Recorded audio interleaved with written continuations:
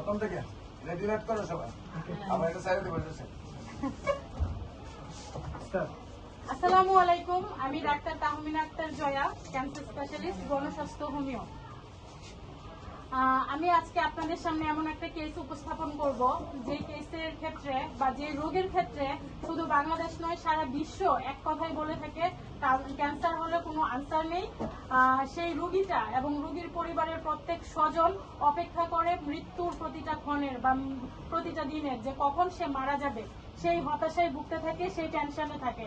তো সেই জায়গা থেকে 56 বছর বয়সী একজন পেশেন্ট যিনি ক্যান্সারকে জয় করে এখন সুস্থ স্বাভাবিক জীবনযাপন করছেন, তার কেসটাই আজকে আপনাদের সামনে উপস্থাপন করব। পেশেন্টের নাম হচ্ছে জায়েদা। আমি জায়েদার বিষয়ে জানতে চাইবো, আপনার নামটা? মোহাম্মদ কল্লু মিয়া। আপনার গ্রাম? দড়িকুশিলা। দড়িকুশিলা। আপনার উপজেলা? উপজেলা কালিহাতি। কালিহাতি। আর জেলা? টাঙ্গাইল। টাঙ্গাইল। রোগীর নাম? রোগীর নাম জায়দা। রোগীর পিতার নাম? মুজিবুর রহমান। মাতার নাম? ফতেজা বেগম। স্বামীর নাম? খুব সুন্দর। রোগী আপনার কে হয়? আমার বড় বোন। আপন বড় বোন। আচ্ছা, এই ঠিকানা গেলেই তো আপনাকে পাওয়া যাবে।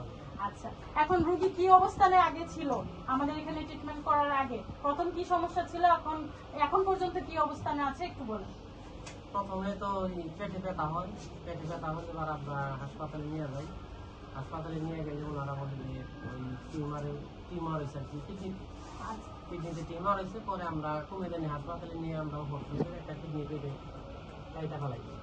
কাইটা ফেলাই দেওয়ার পরে ওনারা ওই কিডনিটারে বায়োপসি করে পরীক্ষা করছে। ওই কুমিল্লানের থেকে ওনারা ক্যান্সারের কথা বলছে, ক্যান্সারের ট্রিটমেন্ট দেন, আমাদের এখান থেকে ক্যান্সারের ট্রিটমেন্ট হয় না। পরে যাই হোক আমরা ঢাকাতে নিয়ে আসলে এবার আমরা ক্যান্সার হাসপাতালে নিয়ে যাই। ওখান থেকে মেডিসিন লেখি, মেডিসিন খাওয়াইলে রোগী আরও বেশি অসুস্থ হয়ে যায়। অসুস্থ হওয়ার পরে আমি ওই মোবাইলে অ্যাড দেখি, জনস্বাস্থ্যর অ্যাড দেখে পরে আমি রাসেল ভাইয়ের সাথে যোগাযোগ করি। এখানকার যোগাযোগ করি না, তারপরে এখান থেকে আমি গত 5 মাস ধরে ওষুধ খাওয়াই গেছি। এখন রোগী কেমন আছে? এখন রোগী আল্লাহর মধ্যে খুবই ভালো। খুবই ভালো। একবার অসুস্থ হওয়ার আগে যেমন ছিল এখন ঠিক তেমন পুরোপুরি সুস্থ। পুরোপুরি সুস্থ। দেখে কেউ বুঝতে বলতেছে পুরোপুরি সুস্থ হয়েছে, আমরা তার ক্যান্সার তো দেখা যায়। হ্যাঁ, কিন্তু আপনাদের দেখে কি ওনাকে অসুস্থ মনে হয়? না, একদমই না। উনি পরিপূর্ণ সুস্থ আলহামদুলিল্লাহ, এবং ওনার রিপোর্ট গুলো যে আসছে সম্পূর্ণ নরমাল। এটা হচ্ছে তিনি অসুস্থ হওয়ার আগে তার কার্সিনোমা ছিল, এই যে রিপোর্ট গুলো যেটা মার্চে ধরা পড়ে, এবং তার হচ্ছে গিয়ে ব্লাড ছিল অনেক কম, ব্লাডও ছিল অনেক কম। বর্তমানে সে তার ব্লাডের পরিমাণও অনেক বেড়ে গেছে আলহামদুলিল্লাহ, এবং তার ক্যান্সার মার্কার গুলো একদম নরমাল আসছে, সে সম্পূর্ণরূপে সুস্থ। আচ্ছা, এখন আপনার মুখে শুনতে চাই, মানুষ তো বলতো যখন ওনার ট্রিটমেন্ট নেওয়ার আগে এলোপ্যাথিতে হোক বা এমনিতে হোক যে উনি ক্যান্সারের কোনো ট্রিটমেন্ট নাই। এই যে আপনি আমাদের এখানে এসে সুস্থ হলেন ক্যান্সার গবেষক ডাক্তার এসএম সরোয়ার স্যারের তত্ত্বাবধানে, এখন আপনি কি বলতে চান, ক্যান্সার কি সুস্থ হয় কি হয় না? আল্লাহর মধ্যে ক্যান্সার সুস্থ হয়, নিয়মিত ওষুধ খাইলে পারা, রোগীর মতো চললে পারা, আমার মনে হয় ইনশাআল্লাহ সুস্থ।